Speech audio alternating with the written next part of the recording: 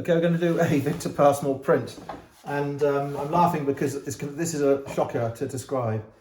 The problem with Victor Pasmore is he tended to get hold of an idea, or say the problem, it's the feature of Pasmore. He got hold of an idea and he worked on it, made a picture, and he worked on it again, made another picture like it, then he made another one, and then he made another one, and he made another one and another one, and I'm talking lots.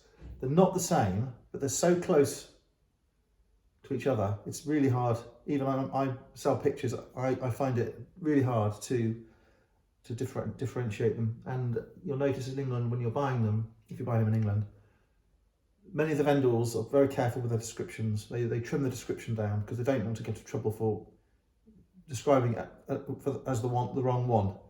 And big auction houses, even in England, are getting very light on some of the descriptions and dates. So, for example, this one here, this is his book.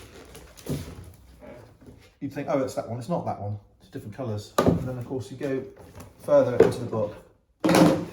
Once you start to look, you'll see there's all these variants of the same thing. And this isn't even a exhaustive list, and this other one there, it's similar.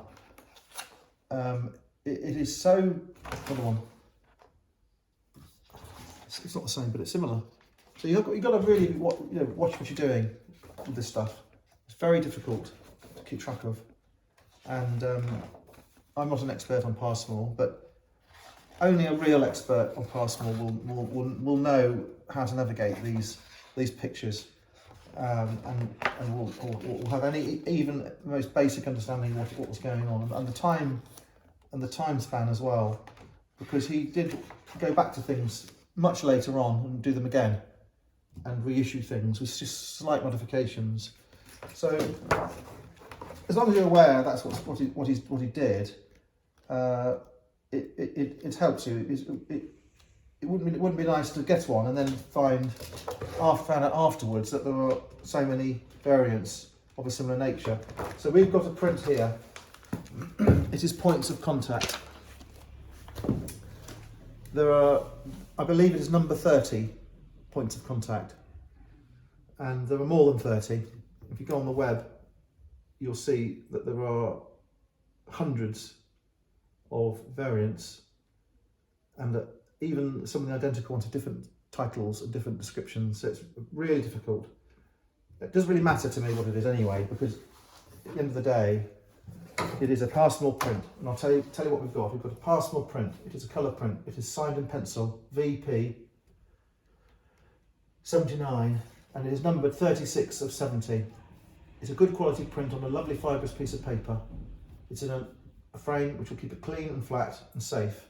And he's got some colours. This colour here, for example, this burgundy colour is a colour he uses a lot. You can see it on his catalogue raisonné. He uses black a great deal. He uses the blue in Malta quite a lot, the sun. So these are very much Pasmore colours. They're very much Pasmore shapes, and you have quite a big sky. If it is a sky, it might not be a sky. This bit goes to the edge of the plate. This bit goes to the edge of the plate. Sometimes on his prints he puts things on the margin. Sometimes with him he puts poems on them.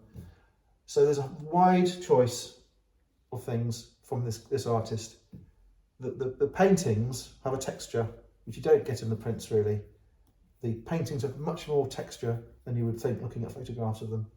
So this is a good sized, early, numbered, signed points of contact, and the prices of these in England is steady and climbing and reliable, and these are in all the good art sales in London and provincially as well.